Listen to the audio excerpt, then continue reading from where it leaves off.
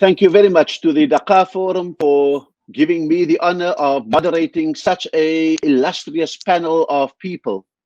We come together at the Dhaka Forum to discuss how we can realize cross-border inclusiveness. Whatever has been the underlying fault lines of society, COVID-19 has certainly brought them to the surface, and whatever have been on the back burner, broiling away and eating away at the foundations of society, certainly COVID-19 has brought that to the front burner.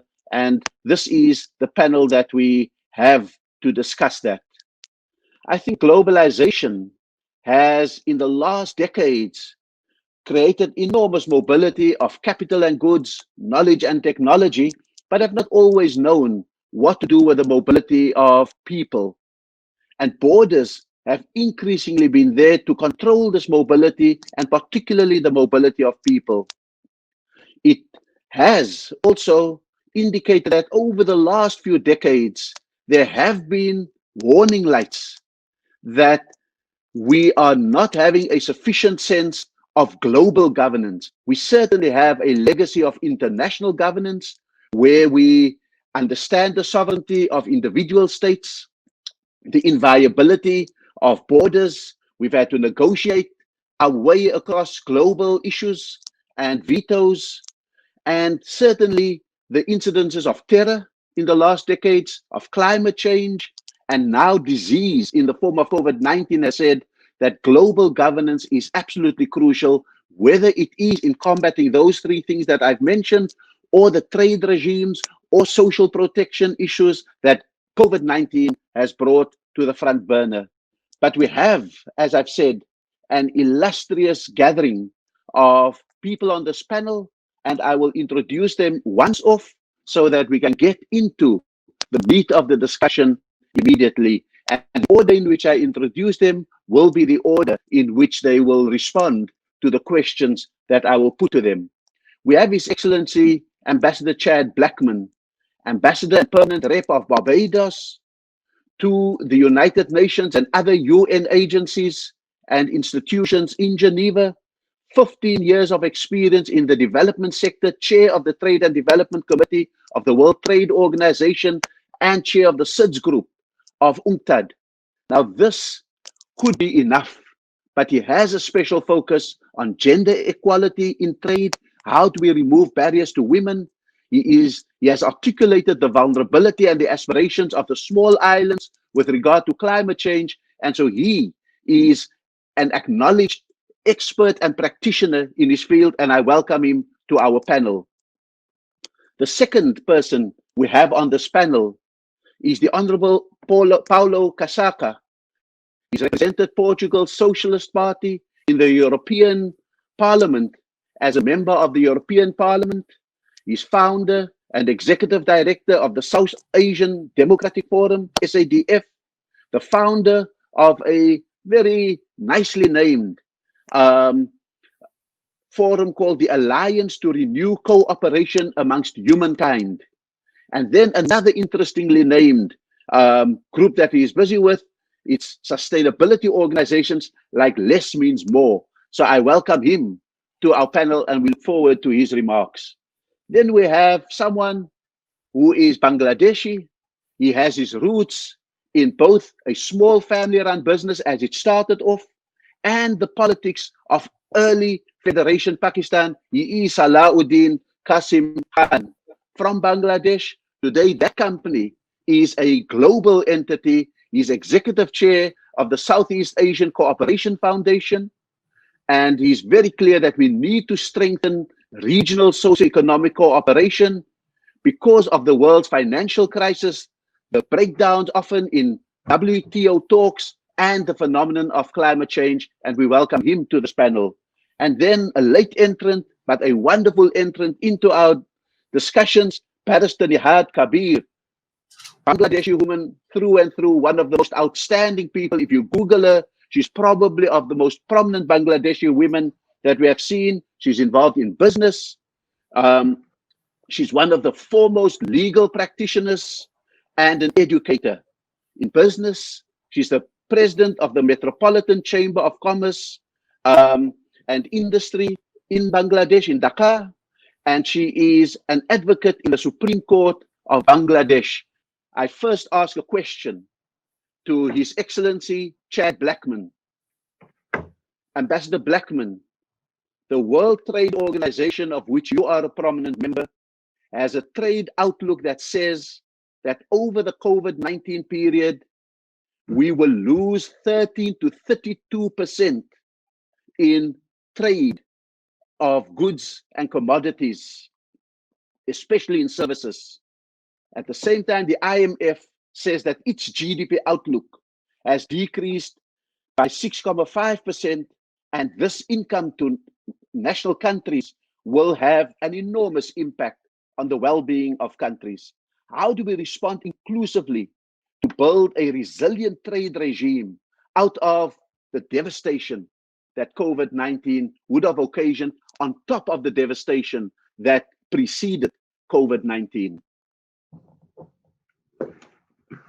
Thank you very much. First of all, let me say good morning or good afternoon to all of you, wherever you are in the world. To get straight to what you would have asked, you are right. COVID-19 has really affected the global economy, particularly in the area of international trade, in both goods and in services. And the business community and the international community over the last 4 to 5 months would have seen a very high reduction in terms of the demand as well. Now, that has had significant implications in many areas. A lot of the service sector is built around the ability for persons to move their goods and services across borders. If you take, for example, if you look at the airline industry, as a result of not being able for persons to be able to travel, large airlines across the world offering their services have had to, one, reduce their staff, two, in many instances, the economies that they service have also been impacted, my country being one of them, where, for example, tourism constitutes a very significant portion of our gross domestic product. Now, when you take that one sector and you look at what has happened, you then realize, one, as I said, there's been a reduction in terms of airlift. And for countries who are dependent on tourism in a very significant way, the spin-offs in the domestic economies are astronomical. High levels of unemployment have taken place. And then the sectors that are linked towards the tourism sector, for example, are also displaced. So the point I'm raising is, therefore, we now have to look to see how do we rebuild and reimagine a new global economy. One, as you treated to and alluded to as well, one that's resilient. How do we get our private sector? How do we get our governments? How do we get our persons across the world, when they think of the economics of the world, how do you prepare and reimagine economy that, one, allows for you to respond in the shortest period of time to any external shocks? Because we must be very clear, external shocks will come. They may come in the form of a pandemic, they may come in the form of a financial crisis, or they may come in a combination of both, as this pandemic has shown. And the resilience question has to be key. One of the things that my government, particularly led by Prime Minister Motley, our Prime Minister, has called for is that there should be a vulnerability index where countries have at their disposal, and for the international community, an index which measures how countries are vulnerable and how do you allow for the multilateral trading system and the multilateral system more broadly to allow for us to be able to use that system to help countries to respond to the many externalities. You touched on a very, very important issue of climate change. And speaking in my capacity now as the chair of the Trade and Environment Committee, for a very long time, the global community has looked at climate change in an abstract, and many times in silos. And there has been a thinking before COVID, looking at the impact of climate change, the impact of trade on climate change. But now there's a big shift where the international business community is now starting to finally realize that we have to look at the impact of climate change on trade, because climate change is there. It's no myth. It is no debate. It is very lived and real reality. Yesterday, my country, Barbados, we were preparing for a hurricane heading towards our country. Luckily for us, it has not come to our shores, but that is a reality for countries in the Caribbean and also in the Pacific region. But climate change is not just manifested in terms of hurricanes. It is also affected or manifested in terms of high temperatures. For example, you see in Australia the issues of fires. You see in Europe issues of tropical diseases that ordinarily would not happen. So therefore, it is everyone's business that has to be going forward in the area of climate change. And therefore, the Trade and Environment Committee, through its members in the WTO, have made a very clarion call that COVID-19, yes, whilst it is a crisis, and to therefore answer to your question, there is immense opportunity. And I always say whenever I get a chance that we should never waste a good crisis. And what are the opportunities? Issues of plastic and plastic pollution have to be addressed. How do we get our economies developed and developing, landlocked, coastal state, doesn't matter, to look at issues of the circular economy? How do you take your end products when they're used so as to then reintegrate them into the economy to be able to build out the capacities of developing countries? Because there's an astronomically huge opportunity there for economies to develop. But broadly speaking, notwithstanding that there has been a reduction in demand for goods and services, you're starting to see slowly, bit by bit, a re-emergence of the global economy because persons are now starting to travel bit by bit, trade, etc. Now, you have to balance that, as I said, three competing things: health and public safety, ensuring one that there's in the opening of economies, and equally, what are the protocols that will allow for persons to ensure that public health and trade and development are put together at the same time and not causing for there to be greater harm as we go forward. Because let's be honest, the world has to continue, but it has to be a more resilient, smarter, and more efficient, greener global economy as we move forward. Thank you very much, Ambassador Blackman. And if I can immediately move to the Honorable Paulo Kasaka. Mr. Kasaka,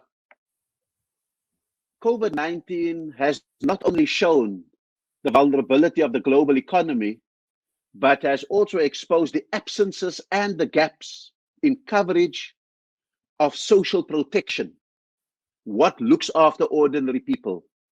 And therefore, it will impede the recovery from COVID and the prevention from future shock if governments remain remiss in the way in which they put their social protection programs together.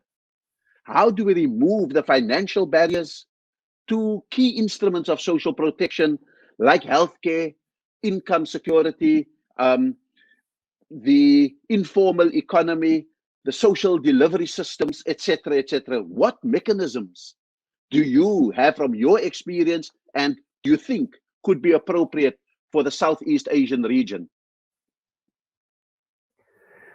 Hello, Ambassador Rasul. It's really a pleasure to be in the Dhaka Forum, a pleasure to be with all the panelists and to all of those who are going to see us. Getting straight to your question, I think that the socially and regionally differentiated impact of the pandemic is crucial, and it is felt globally. If I take Portugal, my own country, for instance, the areas most affected and now circumscribed as quarantine areas are high-density, poor areas, mostly located around major cities. The vast majority of fatal victims in Portugal and elsewhere in Europe were elderly people confined to retirement homes wherein social distance is not feasible. The most important infrastructures to combat this and other pandemic threats include good sanitation, running potable water, good sewage systems, and minimum lodging space. Unfortunately, the international community lost its priorities from sight. It is fundamental to refocus on these factors again. Otherwise, the world reacted to the pandemic by imposing lockdowns, severely disrupting vital human life circuits. This is more serious in the present globalized world than was the case in former times and then standard lockdowns. When you do not have material reserves and fully depend on your work for survival, and when, furthermore, your work is informal and you do not enjoy a public security mechanism, a lockdown threatens your essential living conditions. So unless development among poorer parts of the world is able to overcome informality, which is not very likely in the foreseeable future, new lockdowns during new global pandemic threats will demand a basic income universal coverage that can be swiftly implemented.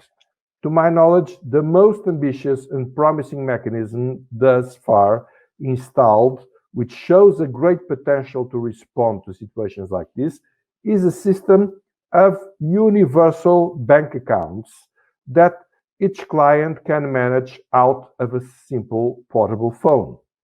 These bank accounts allow for an instantaneous cash reaction in case of a swift crisis in the informal economy caused by, for instance, lockdowns. Needless to say, the most important thing in this context is to possess the funds needed to feed bank accounts. And this implies an international solidarity towards work. This, I think, is the most important thing we have to work on for the future. Thank you. Thank you very much. I think that just in a minute or two that remains, I think one of the key debates, Honorable Kasaka, is the issue of the basic income grant. Do you have a sense of where it's working? Because it's a matter of major debates. Where do countries get the money and how do we transfer?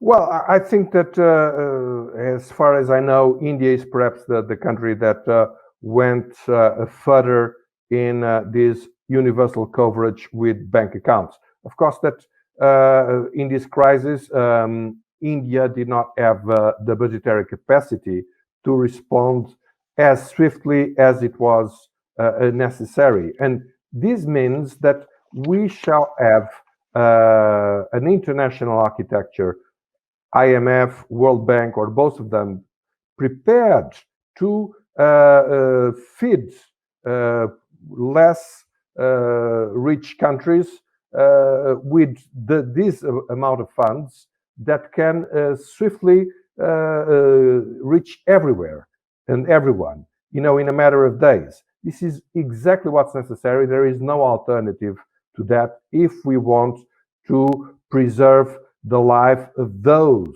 who depend more on an informal economy and do not have means to respond to catastrophes like this one. Thank you very much. I think certainly food for thought in a post-COVID world so that we have the preventative measures in place. I come now to our dear friend, Dr. Salahuddin Qasim Khan. You have based your philosophy on regional cooperation. How crucial would regional cooperation be not only to rebuild the economies post-COVID-19, but particularly its health systems? How do we resist this notion of increasing ever more taxation as the panacea, the cure for the loss of income for countries? What other innovative measures could we use to mitigate the crisis? And what strategy could we take into the future? And we call on your work in the private sector, particularly and that experience, to say from that perspective, how do we get out of the crisis that COVID-19 has exacerbated? Thank you, sir. Ambassador Rasool. Interesting question. Regional cooperation is a difficult thing to engineer, in the sense that, the OIC, we work under the OIC umbrella in the private sector, There are 57 countries, the population of 1.7 billion, stretching from Indonesia to Morocco. So that is why, particularly late President B.J. Habibie thought that the way forward is to have regional cooperation amongst the OIC countries. And the idea of D8 emanated from that concept, where Erbakan of Turkey, Dr. Mahathir, and B.J. Habibie established D8. What we are trying to do is establish linkages between two OIC countries in South Asia and 3 ASEAN countries or OIC countries in the ASEAN region. We have seen in Europe what happened after the COVID outbreak. Countries became highly nationalistic. Italy and Spain were going through the throes of tackling the COVID situation. The other OIC countries were reluctant to help them.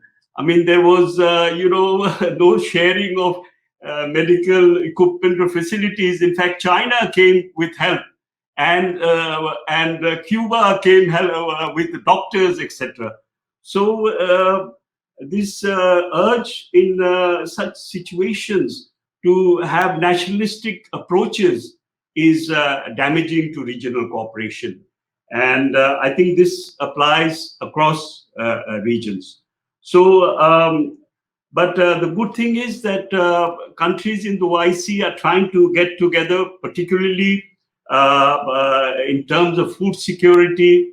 The Islamic Development Bank has made available $730 million to engage the Muslim countries to try and trade with each other in agricultural commodities.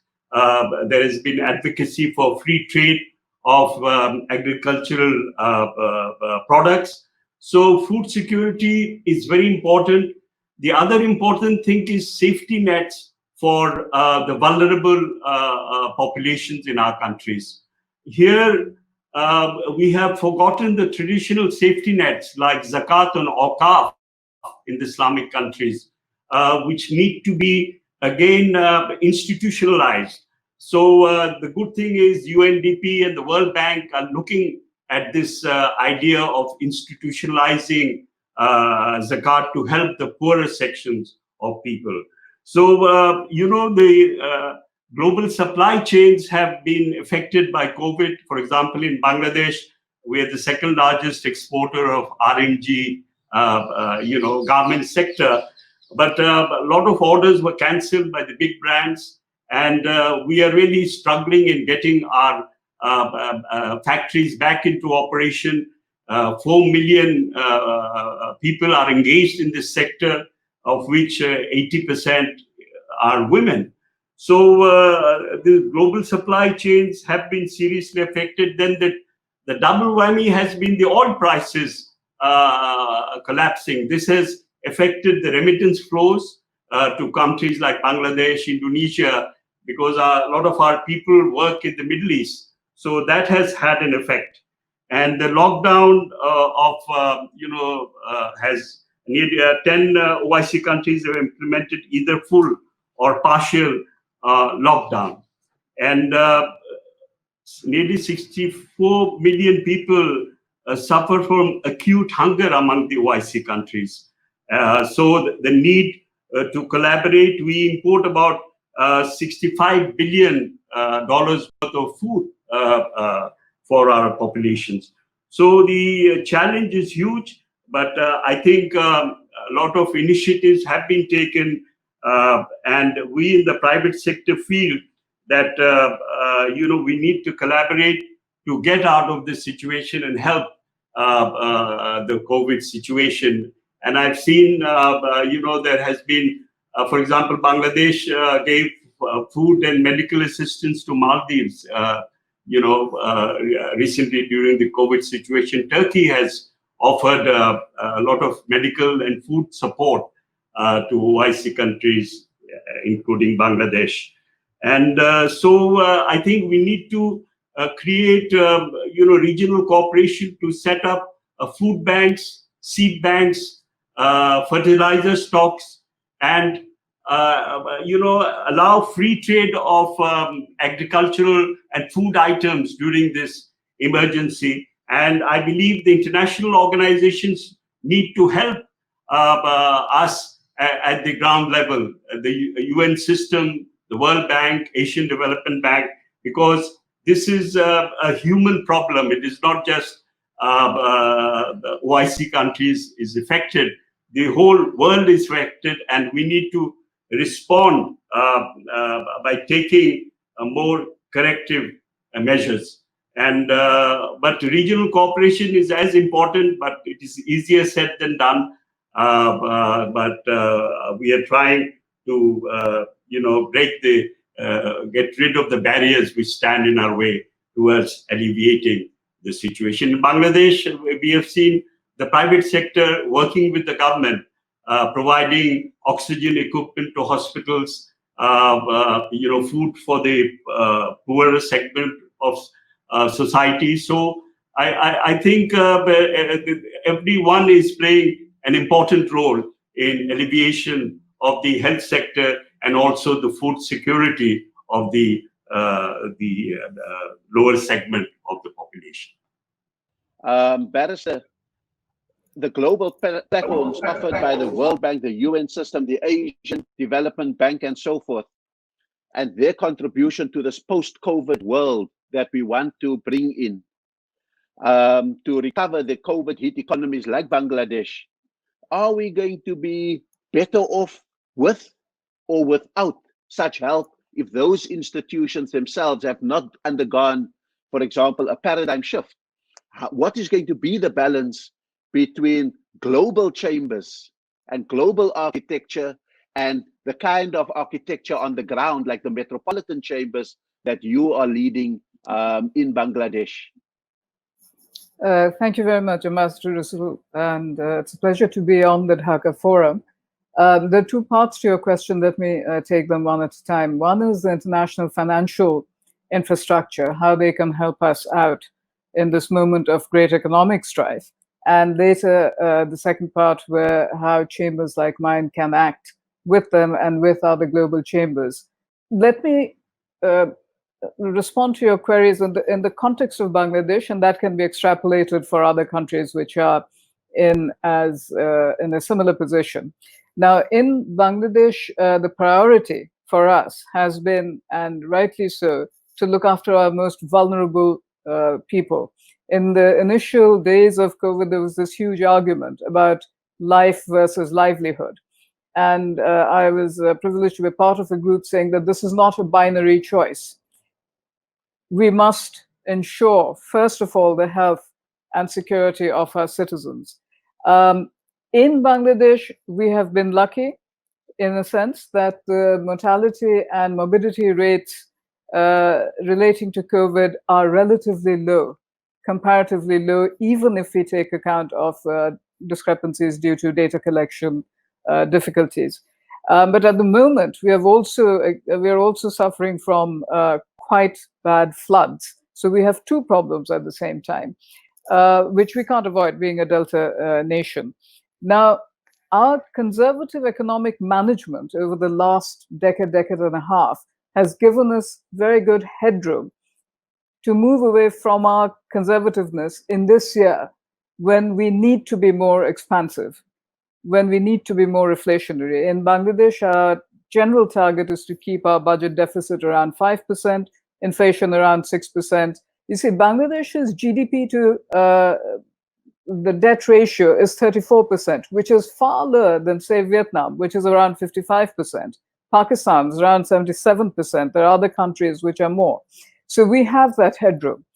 In this context, there are two things. First, the government has made available cash support to a very large number of our population, more than 10 million families.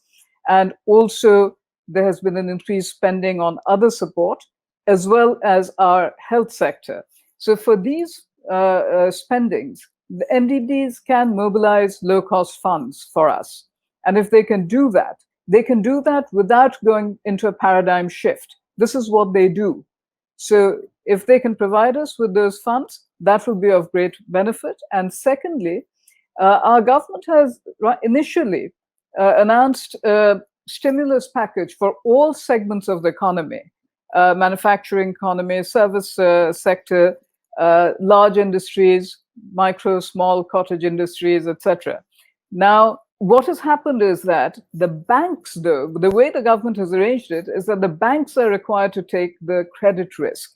And that has resulted in the banks not wanting to disburse the entire amount of stimulus that the government has earmarked. Now, there again, you know, I used to work for the Asian Development Bank, and so I know some of the mechanisms.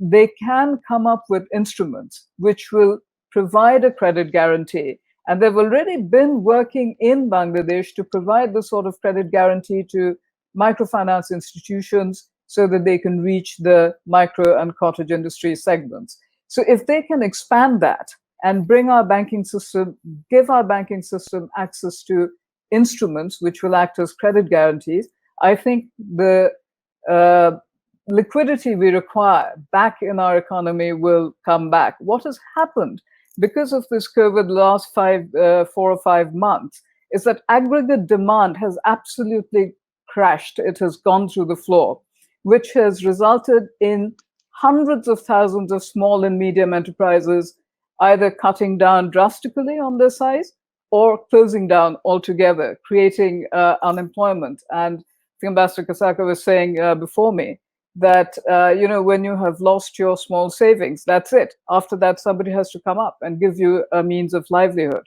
So I think the MDBs certainly can do that. And as far as the chambers of commerce are concerned, if we do engage and if we do represent these to the international bodies, then we can play a role in this dialogue, in bringing all the parties together and in putting forward what are the requirements without necessarily having to be constrained by political considerations.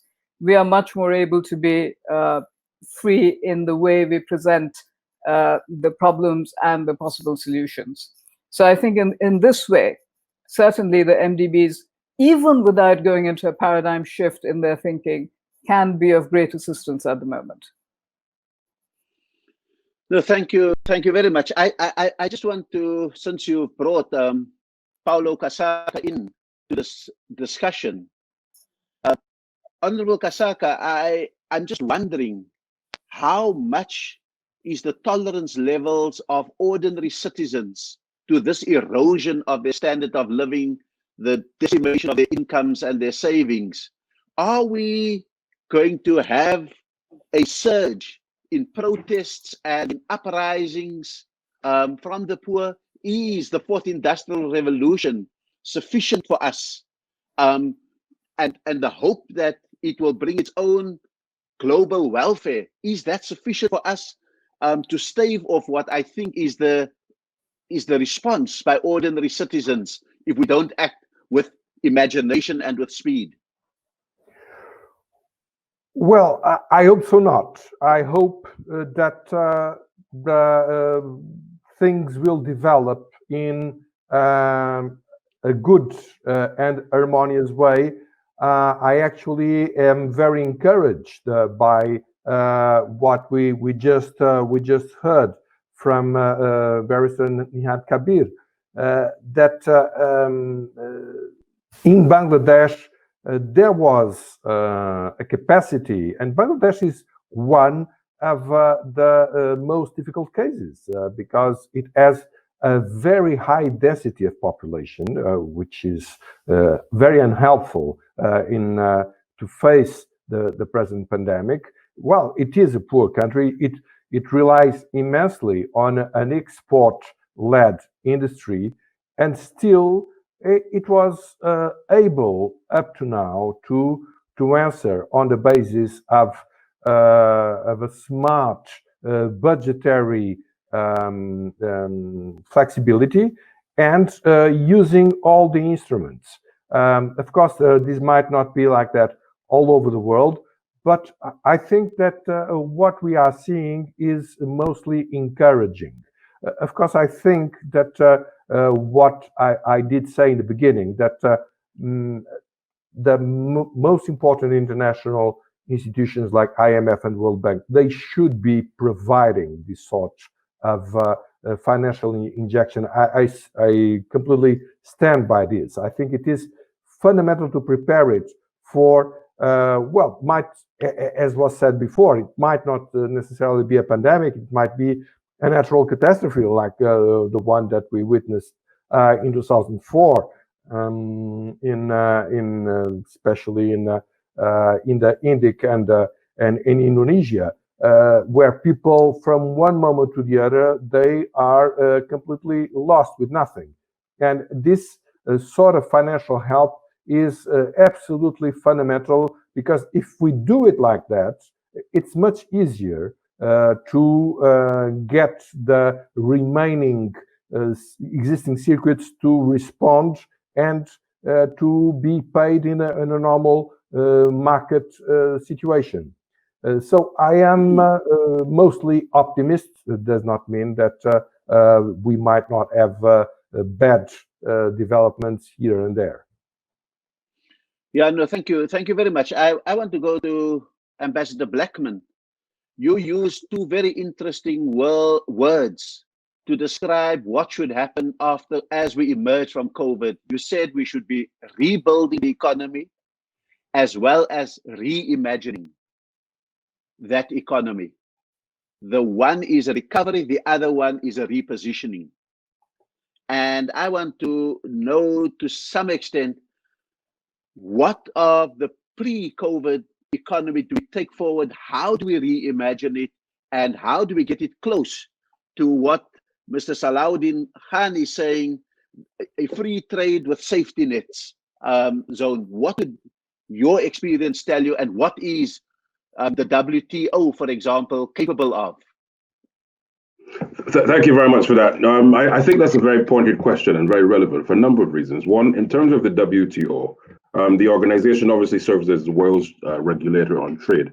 And within the organization and within its rules, there are a number of provisions that allow for members, and also, for example, developing members, to have what you call, in trade terms, special and differential treatment. And that allows, therefore, for countries who may not have a larger economy or who may have particular vulnerabilities to be able to use those provisions to be able to compete. But on the aspect of the reimagined economy and comparing it to what was happening before COVID, there are a number of things that worked well before COVID. Let's put that there. But there are a number of things that, whilst they were working well and serve as great potential, a number of countries didn't have the capacity to be able to treat to them. So let's take, for example, the issue of e-commerce. E-commerce is a very real tool that allows for economies to grow. Simply doing things online or on your telephone, making things a lot easier. But for a very long time before COVID-19, many countries and many pockets within specific countries have had issues of engaging in cross-border trade or even domestic trade using telephones, mobiles, and the internet. We've seen within 4 months or 5 months, depending on which country or region you're in, the sudden use across the board of the internet in ways that we have hitherto not been able to do across the board. But it presents a very unique opportunity. Now, the question has to be, how do we get our multilateral systems and international organizations, whether that be the World Trade Organization, the International Labour Organization, to help countries to build out the capacities of their domestic sectors so that their populations can then adequately participate in this new wave of doing things going forward. Because one of the things that we mustn't do in this reimagined future is to have certain regions or certain countries in the world being unable to compete. Another issue, therefore, that has to be addressed, however, and I must put this on the table, countries have had to go into their reserves, or many of them have had to borrow on the international market to be able to treat many of the issues that we've had during COVID-19, particularly in issues of health, particularly in issues of having persons to restart their businesses or to start businesses. But the problem that many countries face is that many are classified as high income or middle income countries according to the World Bank. What that invariably means is that you are precluded from certain concessional finances on the international market, notwithstanding that you have particular vulnerabilities in your country. So take for example my country, Barbados. Barbados is classified as high income according to World Bank, but we have a population of only 290,000 people. Therefore, if we have to get money on the international market or in terms of concessions, notwithstanding our special vulnerabilities and size, we therefore have to go to market in circumstances where countries with much larger resources are able to do so on the basis simply that they're classified as a low-income country. So the reimagined economy is going to be particularly important. And I raise this point as well, is that next year Barbados will be hosting the 15th quadrennial of UNCTAD, which serves as the conference every 4 years within the UN system that treats to all issues of trade and development. This is one of the issues that will be addressed because it has to take into consideration the capacities of countries. How do we get our countries across the world, large or small, but particularly the developing world, to be able to maximize the growth potential of their jurisdictions, bringing in mind that there are particular vulnerabilities inherent in their system and also in the external systems that preclude them from doing so. So I think we have to not also look at what the future of the world will look like, but we have to also imagine the world of the future. And once we can make that distinction, then we will start to see the gains that we really want to see. No, thanks very much. I think that that creates the underpinnings for that reimagined economy, that reimagined world. But Barrister, you've been optimistic about the global architecture. Do you think that the global architecture, particularly World Bank, IMF, would be able to move beyond being a lender in a time of crisis, but a reshaper of the kind of reimagined world that we need? Master Rasool, that is a difficult question to answer at this moment, because these are multilateral development financial institutions, and how far they will want to go out of their comfort zone to actually assist in the reimagining of a global economy, where the weaknesses and strengths have been highlighted by COVID, but a lot of the issues were there pre-COVID as well. They've simply been emphasized and highlighted. But certainly, in the context of Bangladesh, for example, we have seen the reimagining already of business processes, which you perhaps would not expect in a country of our economic level. But the use of the internet has been very widespread. Multilateral, we have the mobile financial services. We have the world's biggest mobile financial service company here now, bKash, for example, which is being used to transfer not just funds now. Some others are also being used now to disburse loans. E-commerce, as previous speakers have said, has taken off because it's just filling in a necessity. E-learning is a very big issue. Now, leaving aside the World Banks and the ADBs, which are financial institutions, but taking on the UN institutions, which are much more involved, say, in education, there's certainly a role to play in making sure that the poorest and the most vulnerable people don't get left behind in this e-learning process simply because they cannot afford to access a device in which to learn. They can help the government certainly to provide devices, to provide certain in rural areas, central areas where the sort of technology can be used. I'm not totally convinced that immediately after in the aftermath of the COVID incidents, that MDBs, the actual financial institutions, will change a lot. But what they can definitely do is not just the financing, but they can provide the technical assistance to countries like ours to make our health system more efficient. We don't know how to deal with pandemics like this. They can give us the technical assistance to help us develop our procedures, our institutions to deal with this. Likewise, in the education system, these are the two sectors where we're really hurting as far as the social sectors and the soft sectors are concerned. As far as the financing sectors and the business sectors are concerned, we will find ways of dealing with it. We always do, and we will go ahead with that. But in the soft sectors, we would very much appreciate technical assistance in developing our systems. Thank you very much, Mr. Salahuddin Khan.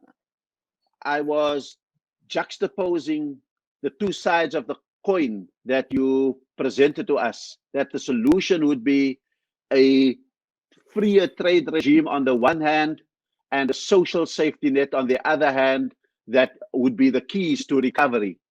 Do you think that states are ready for a greater interventionist role, particularly states in the North, states in the developed world, to do that? We see this in a wave of populism and ultra-nationalism that is there, that wants to diminish and withdraw the role of the state.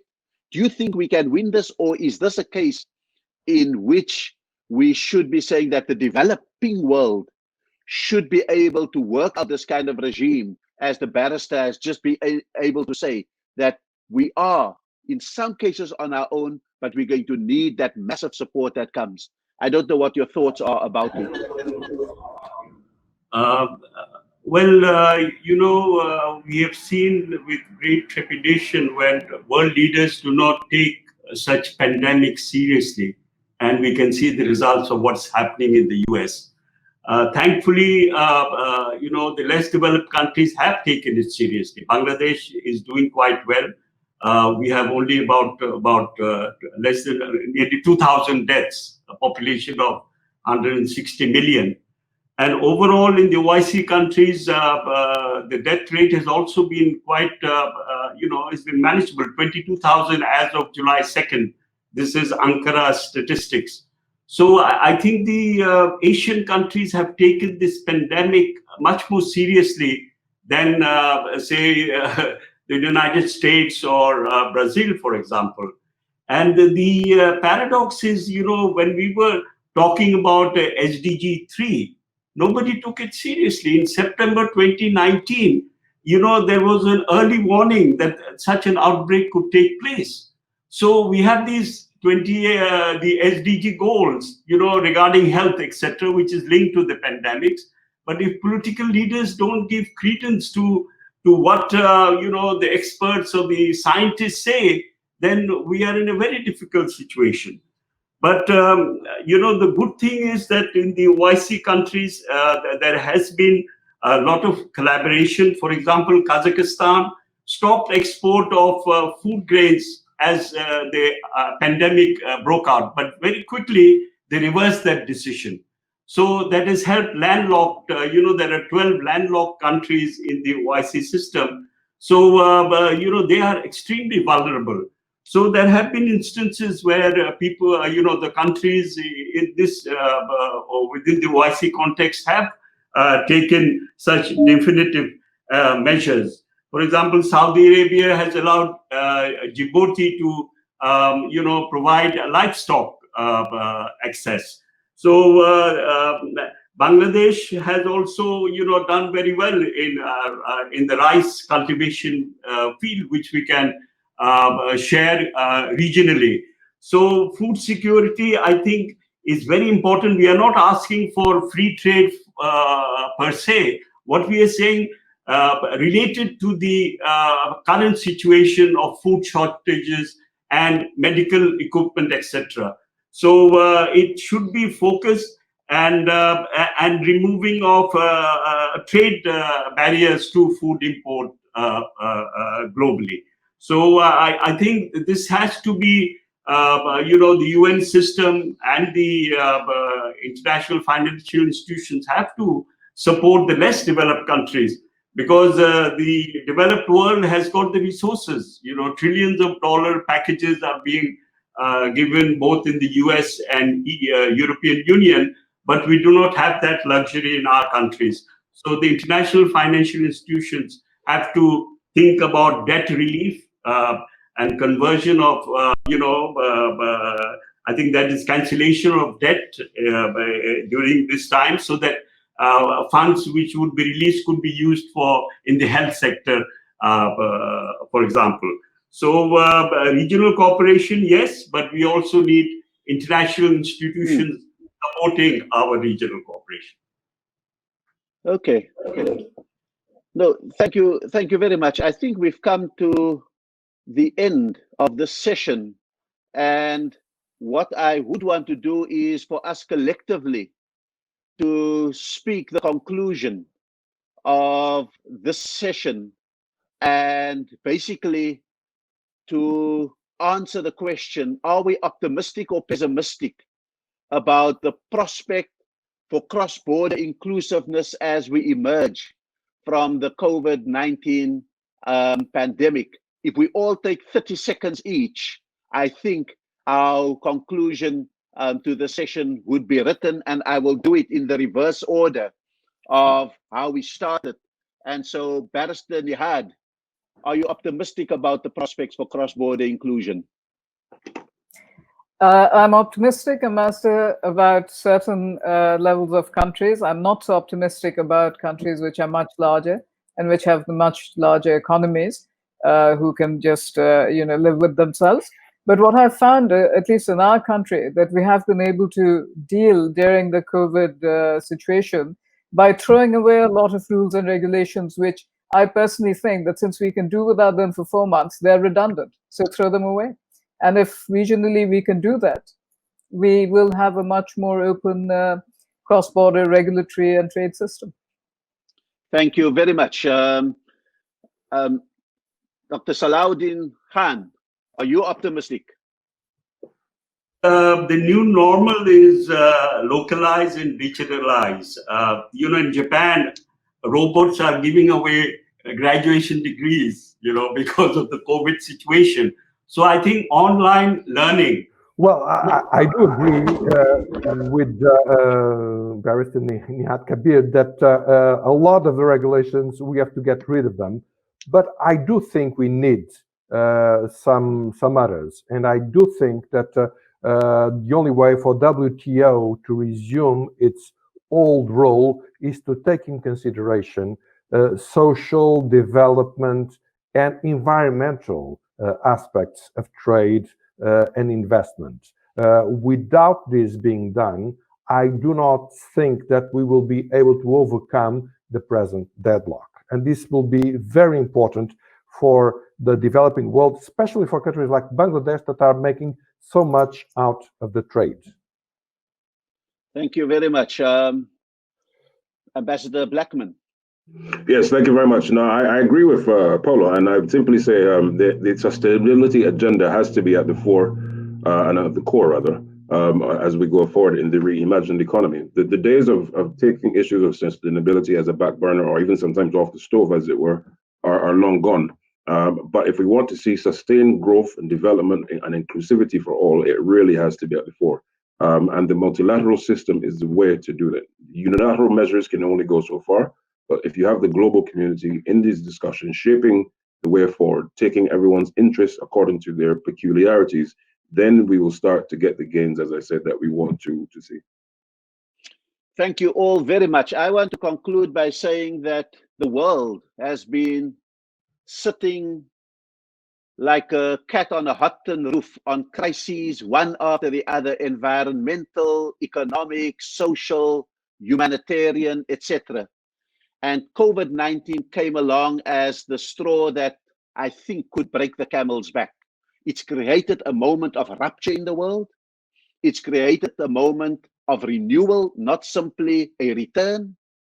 And therefore, it's going to take the finest, most imaginative brains that will be able to say, how do we think our way out of trouble without repeating the fault lines of the past and without going to the status quo ante? That we need something new and imaginative if the world is going to work for all. So amidst the devastation, how do we make the sacrifices that millions of people are making by being infected or being the victims of COVID-19? How do we make those sacrifices wholly by bequeathing to the next and surviving generations something completely different? So I thank you very much. I thank the Dhaka Forum for hosting such a discussion, and thank you for enriching it with your experience and your expertise and the passion with which you have spoken here today.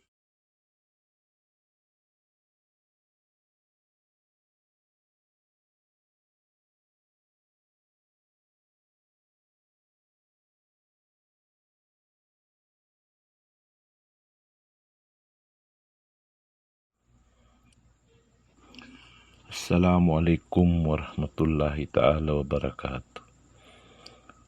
Honorable ministers, ambassadors, distinguished speakers, and guests of this forum, dear excellencies, good day to you all. I hope you are safe and healthy wherever you are in the world right now.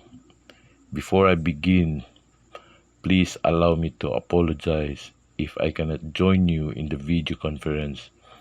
The internet here is unreliable.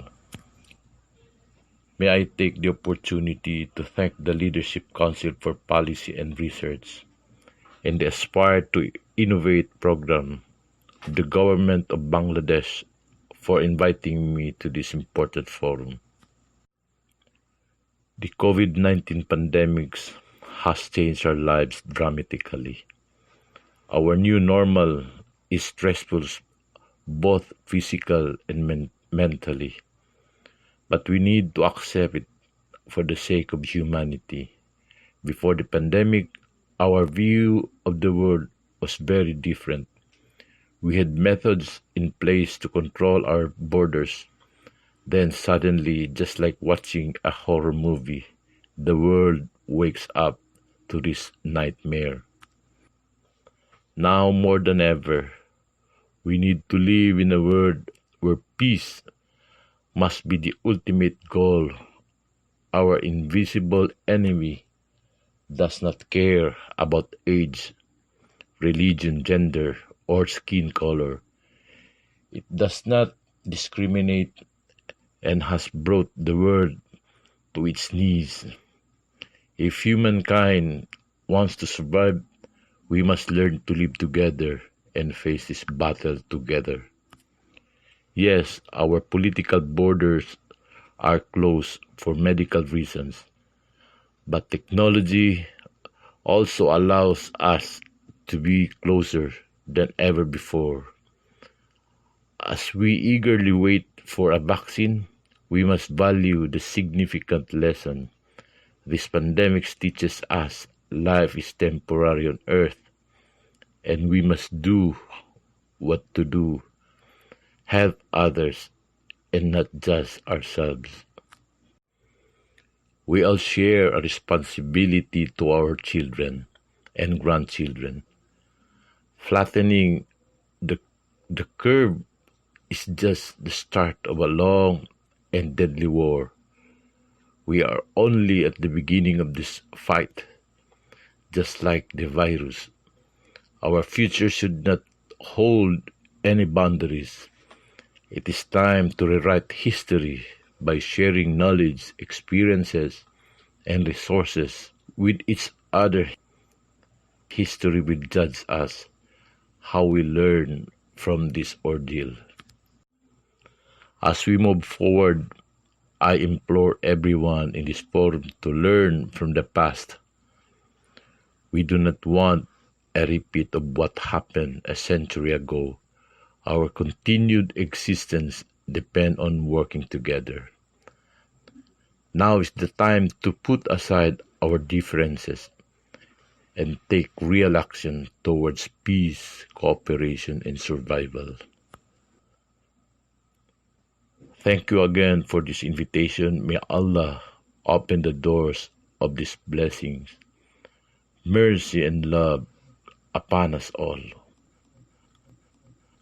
Wassalamu alaikum warahmatullahi ta'ala wabarakatuh.